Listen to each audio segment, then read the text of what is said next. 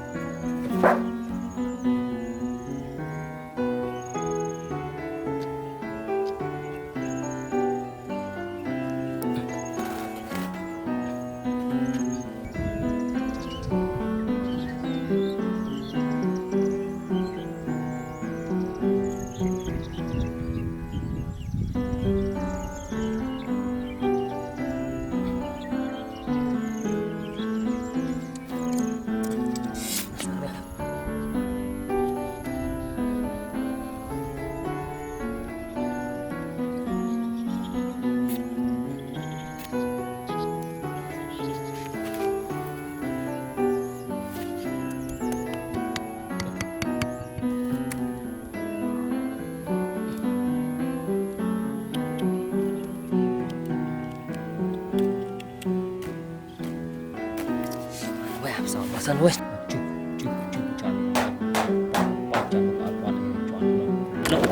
Trời mày ơi à. Lục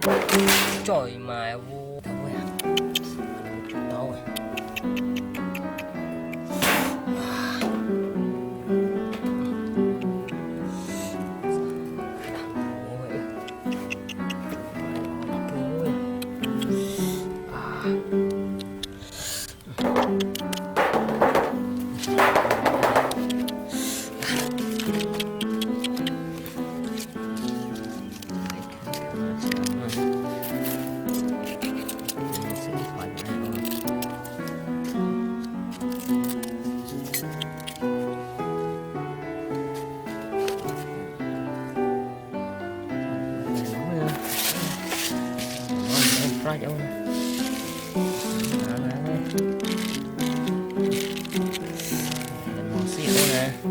to chỗ này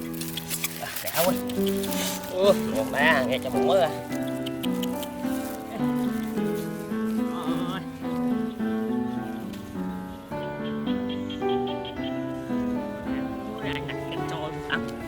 chụp bài vui à ai mở cô chỗ luôn mở chạy vọt tao vui à trời mà chạy vọt tao vui à trời mà chọc trời dạo chọc thiệp vui à wow thiệp nào mà chọc đi vui à wow trời dạo vui à wow cỏ mà vui à wow trời mà vui à wow trời mà chạy vui à ó vui à wow trời mà chọc thiệp nào vui trời mà chọc đó chọc đâu một cua em đã cho xi món háo à trời mà vui à nó bị xiết chọc mà vui à trời mà vui à wow trời dạ bà nó vui à trời mà bạn như là chọc mà vui à gặp là cái to món vui à bà nó xả tẹt là vui à trời dạ vui à mùi bạc kêu vui à wow trời mà vui à vui à trời mà vui à lúc ở wow trời ơi vui à tẹo vui wow cua à